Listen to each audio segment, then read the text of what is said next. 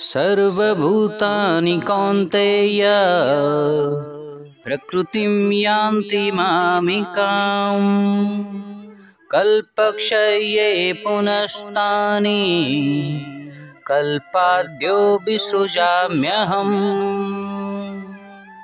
बंधुगण, पूर्व दुईटी श्लोकरे श्रीकृष्ण कहिले समस्त प्राणी तांकठारे निवास करिथांती। महाप्रलय जेतेबेले समग्र संसारर विलय होइथाए सेतेबेले एई सबु जीव कुआडे जांती? एई प्रश्नर उत्तर एई श्लोकरे दिया जाइछि। पूर्व श्लोक संख्या 8.16 ठारू 8.19 पर्यंत श्रीकृष्ण वर्णना कले जे किपरि भावे सृष्टि, पालन एवं विलय चक्रर पुनरावृत्ति होइथाए।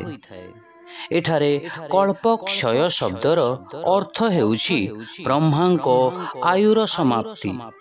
ब्रह्मांकर 100 वर्ष आयु पूर्ण हेले जहाँकि 311 खर्ब 40 अर्ब पृथ्वी वर्ष सहित समान, सेतेबेले समस्त परिप्रकाश ब्रह्मांड लीन होई जाइथाए एवं स्थाणु अवस्था को प्राप्त होइथाए। पंचमहाभूत पंच तंत्र रे विलय होइथाए। पंचतंत्र अहंकार रे, अहंकार महान रे, महान प्रकृति रे विलय होइथाए।